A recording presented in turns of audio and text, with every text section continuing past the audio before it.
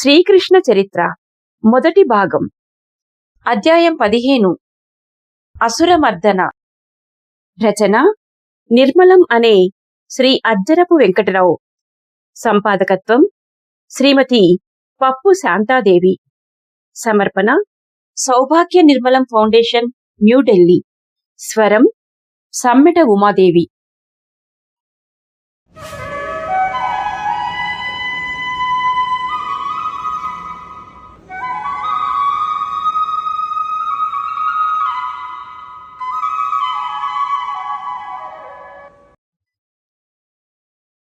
బృందావనంలో ప్రకృతి మనోహరంగా ఉన్నది.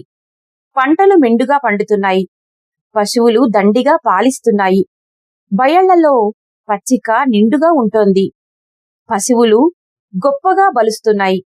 వాతావరణం ఆహ్లాదకరంగా ఉంది. గోపగోపికలు పగలంతా కష్టపడి పనులు చేస్తున్నారు. రాత్రిళ్ళు ప్రశాంతంగా నిద్రపోతున్నారు. బృందావనం వారికి భూతల స్వర్గంలాగున్నది. వసంతం అంతమైంది. మోదుగలు విరబూశాయి. క్రొత్త క్రొత్త ఇళ్లు తయారవుతున్నాయి. బళ్ళు తయారు చేసుకుంటున్నారు. క్రొత్తగా వలస వచ్చిన వారందరూ తలో ఇల్లు కట్టుకుంటున్నారు. హోలీ పండుగ వచ్చింది.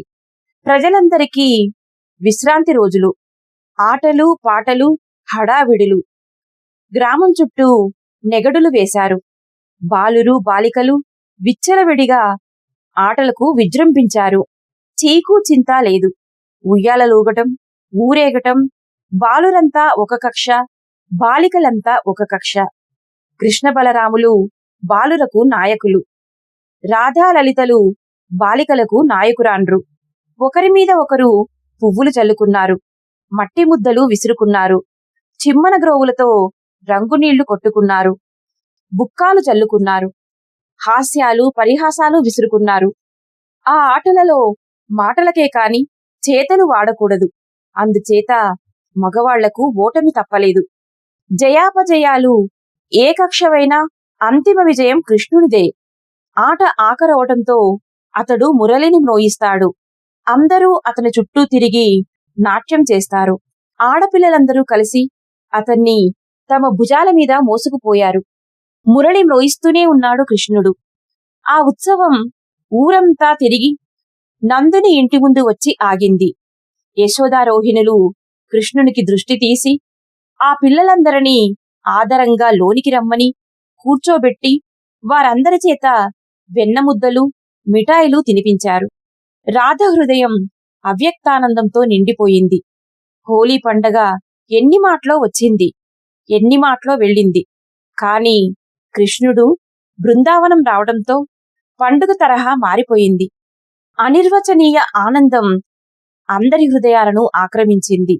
రాధలో ఏదో తృప్తి, విశ్వాసం బయలుదేరాయి. తన హృదయాన్ని తన పాటలతో నింపివేసింది. ఆమె పాడిన కృష్ణగీతాలు చిన్న పెద్ద తేడా లేకుండా అందరూ పాడుతున్నారు. రాధ కృష్ణ భక్తురాలిగా రూపొందుతోంది. బరసనలో తనకున్న స్వేచ్ఛా విహారం బృందావనంలో కూడా సాగించింది. బరసన గ్రామస్తులకు ఆమె దేవత. బృందావనంలో కూడా అలాగే సాగిపోయింది. లలిత, చంద్రావళులు ఆమెకు ముఖ్య శిష్యులు. నయనానందకరముగా రంగులను వెదజల్లుకుంటూ హోలీ పండగ వచ్చింది. 2 రోజులలోనే వెళ్లిపోయింది. పండగ ఆటలో ప్రారంభమైన అల్లరి మాత్రం తరువాత కూడా కొనసాగుతోంది.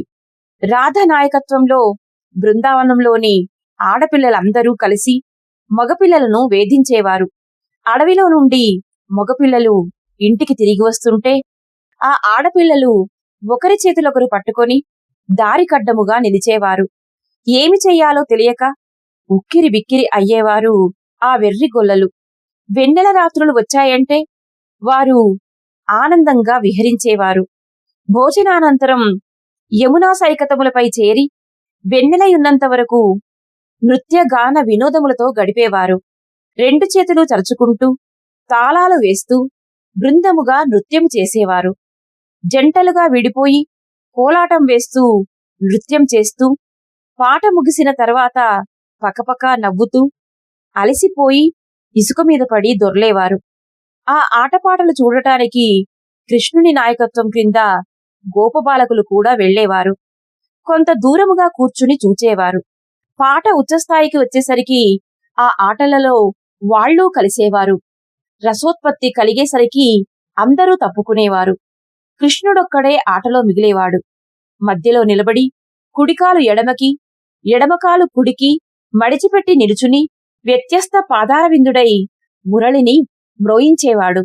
గోపికలందరూ మురళీనాదానికి ముగ్ధులై వారికి తెలియకుండానే వారి పాదాల మువ్వలు తాళం వేస్తుంటే కృష్ణుని చుట్టూ తిరుగుతూ నాట్యం చేసేవారు. చేసినంతసేపు చేసి కృష్ణుని తమ భుజాలపై మోసి తీసుకుని పోయేవారు. ఆట ఆఖరవడంతో అతడు మురళిని మ్రోయిస్తాడు.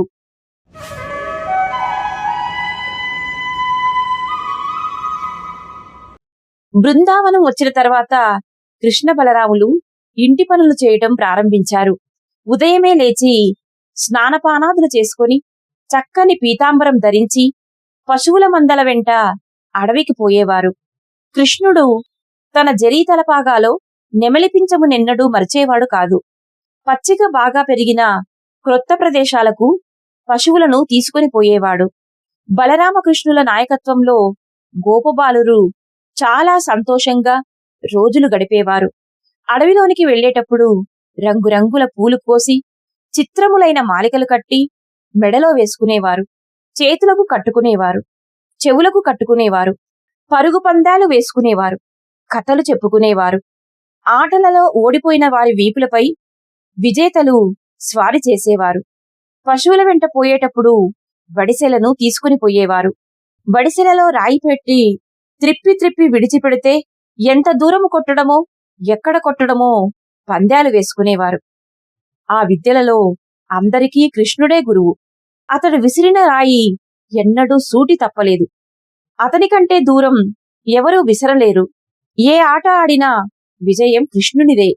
అతడు మురళిని మ్రోయిస్తుంటే మనుషులు, పశువులు, బాలలు, పాములు కూడా ముగ్ధులై నిలబడి వింటాయి. అన్ని ఆటలలోనూ కృష్ణుడు తమను ఓడిస్తున్నా కృష్ణుడంటే అందరికీ ప్రేమే.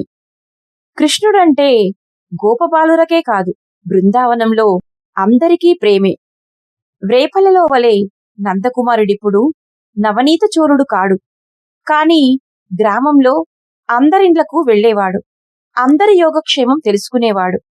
అందరూ అతనికి వెన్న కుడువబెట్టేవారు. అతడు తినగా మిగిలిన వెన్నకు సువాసన వస్తుందని, అధికమైన ధరను తెస్తుందని వాళ్ళ నమ్మకం. ఎప్పుడైనా ఎవరింటికైనా వెళ్ళకపోతే ఆ ఇంటి గోపకాంతలు దెబ్బలాడేవారు. కృష్ణుడు క్షమాపణ చెప్పుకొని వెళ్లవలసి వచ్చేది. నిర్వాసులుగా ఒకచోట నుండి మరొక ప్రాంతానికి వలసపోయిన వాళ్లకి పాత కట్టుబాట్లు కొన్ని సడలిపోతాయి, కొత్త అలవాట్లు బయలుదేరుతాయి. గోకులంలో పిల్లల జీవితాలలో గల కట్టుబాట్లు బృందావనంలో సడలిపోయాయి. గోపికలంతా గోపాలులతో కలిసి విచ్చలవిడిగా ఆడేవారు. అందరూ కలిసి ఒకే మాటు యమునకి స్నానానికి వెళ్లేవారు. అలసిపోయే వరకు ఒకరి మీద ఒకరు నీళ్లు చల్లుకునేవారు. ఓడిపోయిన వారు ముందు గట్టెక్కి వెళ్లేవారు. యశోదకు కృష్ణుడే ప్రాణం. బృందావనంలో అందరూ కృష్ణుని ప్రేమించడంతో ఆమెకు కృష్ణుని యందు గల ప్రేమ మరింత అధికమయ్యింది. కృష్ణుడు కూడా యశోద పట్ల అంత ప్రేమగా ప్రవర్తించేవాడు. కృష్ణుని ప్రేమ అనంతము, దానికి అవధులు లేవు. ఆ ప్రేమకు బృందావనం, గోపీగోపకులు మాత్రమే హక్కుదారులు కారు. పనులు చేసే యువకుల దగ్గర నుండి పరుండి ఉండే ముసలివారి వరకు అందరూ అతని ప్రేమను చూరగొంటారు. నందగోపుని మందలలో గల ఆవులన్నింటినీ అతడెరుగును. ఆవులన్నింటినీ అతడు పేర్లు పెట్టి పిలుస్తాడు. అవి ప్రేమతో దగ్గరకు వస్తాయి. వీపు తట్టి గంగడోలు దువ్వితే వెళ్లిపోతాయి. అతడు పిలవకపోయినా అలవాటు కొలది దగ్గరకు వస్తాయి ఆ ఆవులు. అతడు ఏ ఎద్దు మీదనైనా ఎక్కి స్వారీ చేస్తుంటే అవి గర్వంగా మోరలు పైకెత్తుతాయి. అతడు పిలిస్తే నెమళ్లు కూడా పిరికితనాన్ని మరచిపోయి చనువుతో దగ్గరకు వస్తాయి. అతడు మురళిని మ్రోయిస్తుంటే ఆవులు చెవులు రిక్కించుకొని వింటాయి. నెమళ్లు పురివిప్పి నాట్యం చేస్తాయి. ఆ జంతువులకి, ఆ మనుషులకి, ఆ పశుపక్షాదులకి అతడు ప్రేమాస్పదుడు. కృష్ణుడు ఏమి చేసినా అనాయాసంగా, అతి నైపుణ్యంగా చేస్తాడు. అతడు ఏ మహాసాహసం చేసినా అదొక సామాన్య కార్యం చేసినట్లే చేస్తాడు. కాని ఆడంబరంగా ప్రవర్తించడు. వయసు పెరిగిన కొలది కృష్ణ బలరాములు బలము, సాహసము, సౌందర్యము కూడా పెంచుకున్నారు. గోవులకు పోషకులై, గోపాలులకు రక్షకులై, గోపికలకు చిత్తచోరులై, గోపకాంతలకు ముద్దుబిడ్డలై వెలుగొందుతున్నారు.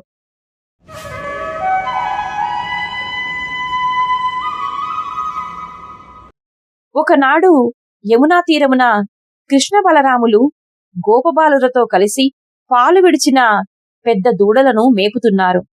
అక్కడికి వత్సాసురుడనే రాక్షసుడు వచ్చాడు. కృష్ణుని పొడిచి చంపాలని వాని ఉద్దేశము. కామరూపి గనక ఒక పెద్ద గిత్త రూపం ధరించాడు.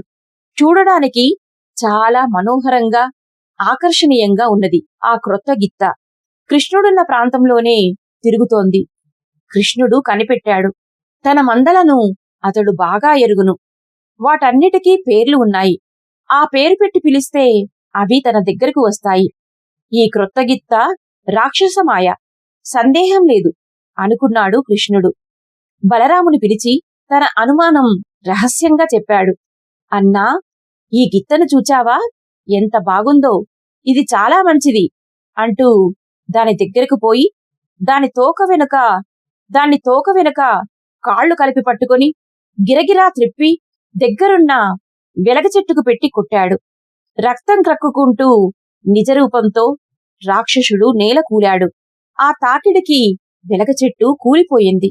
గోపబాలురందరూ దిశలు మారుమ్రోగేలాగా జయ జయ ధ్వానాలు చేశారు. ఆర్తత్రాణ పరాయణుడు కృష్ణుడు. సమస్త జీవరాశులు ఆ పరమేశ్వరుని సంతానమే. ప్రజాపీడనకు కారకులగు దుర్మార్గులను చంపుట ఆయన లక్ష్యము. విశ్వవత్సలుడగు పరాత్పరుడు వత్సాసురుని చంపి గోపక బృందానికి, వారి గోవులకు హాని లేకుండా చేశాడు. వత్సాసుర సంహారం రాక్షసులలో సంచలనం కలగజేసింది. రాక్షసులు కృష్ణునిపై పగబట్టారు. వత్సాసురుని చంపినందుకు కృష్ణునిపై ఎలాగైనా కసి తీర్చుకోవాలనుకున్నారు. ఒక రోజున కృష్ణ బలరాములు, గోపకులు ఉదయముననే దూడలను తోలుకొని అడవికి పోయారు. కొంతసేపయ్యేసరికి వారికి దాహం వేసింది.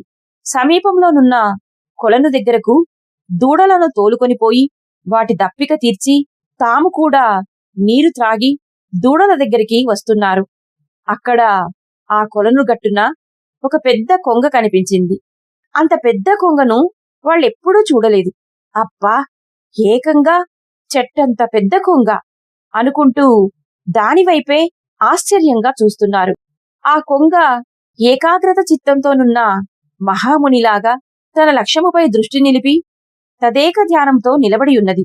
బాలకృష్ణుని మృంగడమే దాని లక్ష్యము. ఎప్పుడు దొరుకుతాడా అని చూస్తోంది. గోపబాలులతో కలిసి కృష్ణుడు నిలిచి ఉండడం చూచింది. రెక్కలు జాడించింది. పాదములు పైకెత్తి ఎగిరిపోతున్నట్టుగా లేచి 2 దవడలు విశాలముగా తిప్పి తటాలున కృష్ణుని మృంగివేసింది. సమస్త లోకాలని మృంగుతూ క్రక్కుతూ తన కుక్షియందే దాచుకున్న సర్వంతర్యామిని ఒక సామాన్యమైన కొంగ భరించగలదా? ఆ కొంగ కంఠబిలము దాటి ఆయన లోపలికి పోలేదు. అక్కడే నిలుచుని కోటి సూర్యుల వేడితో వెలుగుతున్నాడు. భరించలేకపోయింది కొంగ. కక్కివేసింది. అంతటితో ఆగలేదు. ఆ బకము తన ముక్కుతో కృష్ణుని పొడిచి చంపాలని ఆయనను ఎదుర్కొన్నది. కృష్ణుడు ఆ పక్షి దవడలు 2 చేతులతో పట్టుకొని గడ్డిపోచను చీల్చినట్టు చీల్చి చంపేశాడు. బకాసురుడు నిజరాక్షస రూపంలో చచ్చి పడిపోయాడు. బకుడు కృష్ణుని మృంగటంతోనే ఏమి చెయ్యవలనో తోచక ప్రాణములేని ఇంద్రియముల వలె నిశ్చేష్టులై బెరగుపడియున్న బలరామాది గోపకులకు అతడు బయటపడడంతోనే తిరిగి చైతన్యం వచ్చింది. బకాసురుడు చంపబడడంతో జయ జయ ధ్వానాలు చేసుకుంటూ కృష్ణుని తమ భుజములపై నెక్కించుకుని ఉత్సాహంగా ఊరు చేరుకున్నారు.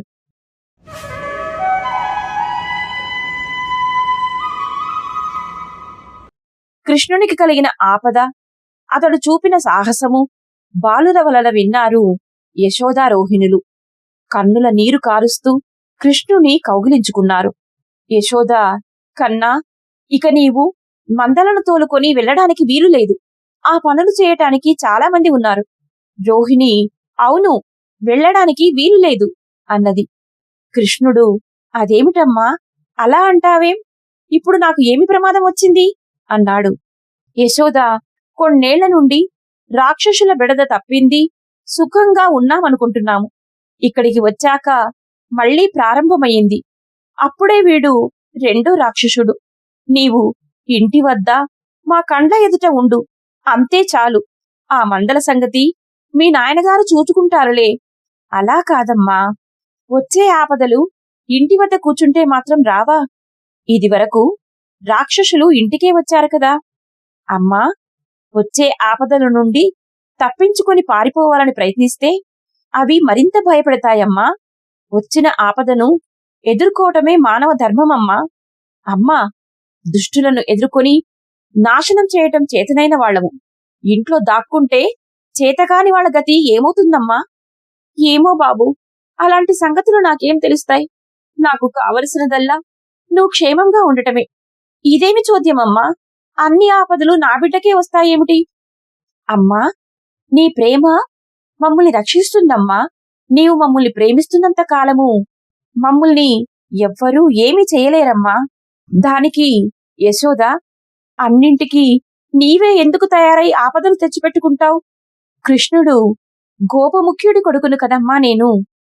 మనము మన గోపకులను, గోవులను రక్షించుకోవద్దు?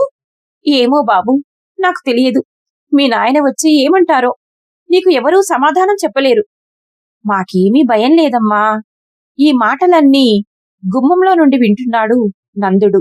బాలుర వలన సంగతి విని పరిగెత్తుకుని వచ్చింది రాధ.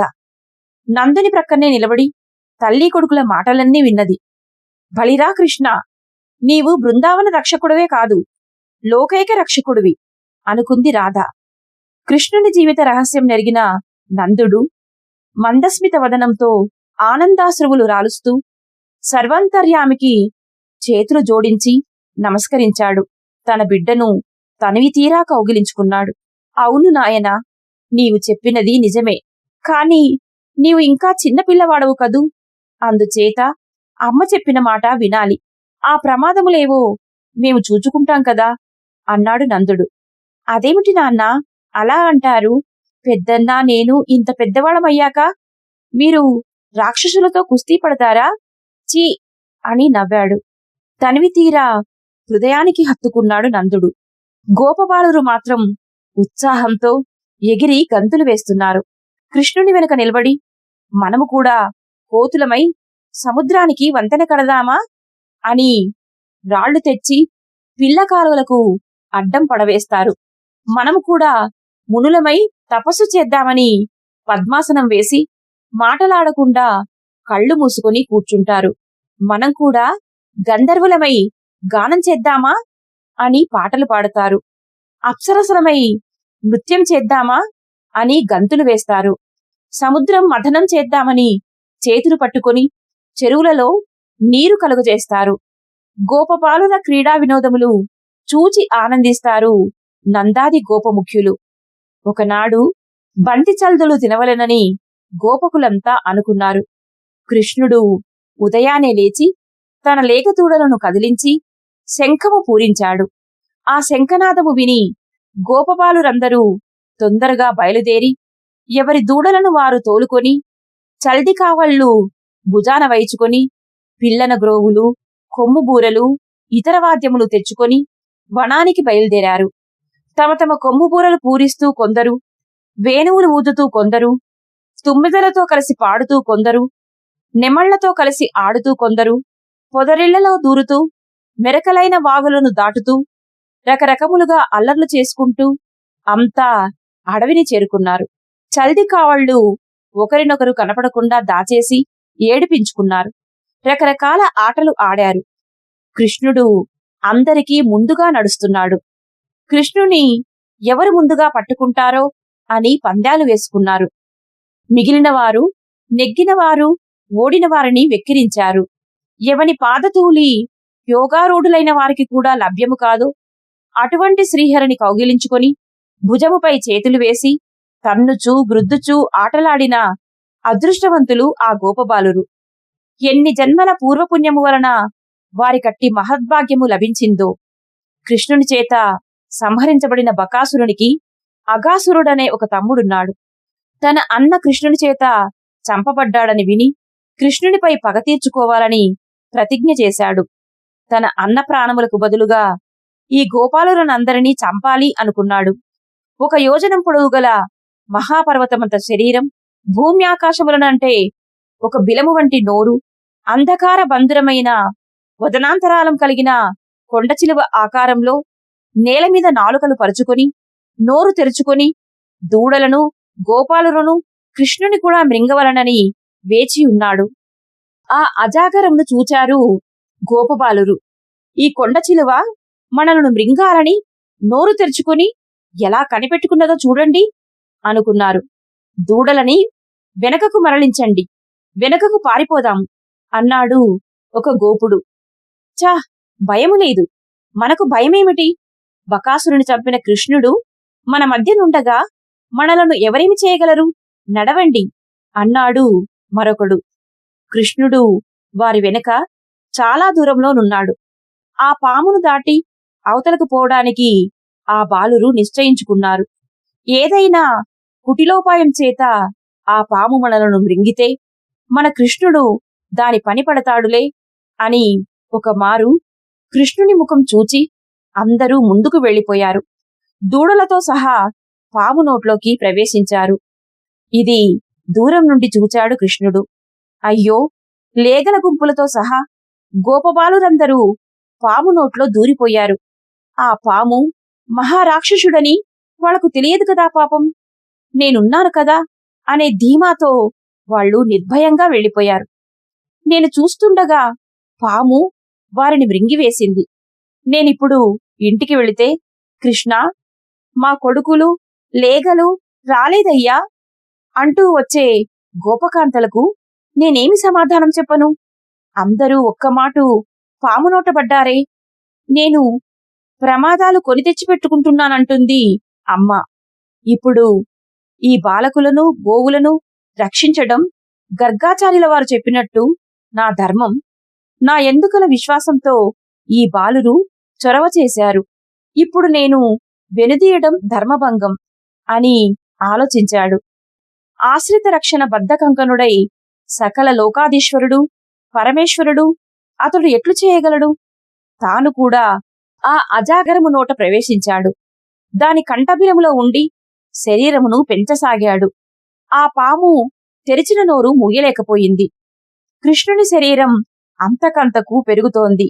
ఆ శరీరం పెరిగిన కొలది ఆ పాముకి ఊపిరాడడం లేదు. తన కంఠంలోకి ప్రవేశించిన కృష్ణుని శరీరం అనూహ్యంగా మారిపోతుంటే ఊపిరాడక అఘాసురుడు ప్రాణం విడిచాడు. కృష్ణుడు యథారూపంలోకి వచ్చాడు. ఆ క్రూర సర్పపు విశాల కుక్షిలో గల గోవత్స సంగముతో గోపబాలురందరూ చెక్కు చెదరకుండా కులాసాగా బయటకు వచ్చారు. ఆ పెనుబాము శరీరంలో నుండి జీవనజ్యోతి బయలుదేరి కృష్ణునిలో లీనమయ్యింది. మహారాక్షసునకు అచింత్యము అనూహ్యము అయిన మహాభాగ్యము లభించింది. ఆ రాక్షస విమోచన ఘట్టము చూచి దేవతలందరూ పుష్పవృష్టి కురిపించారు.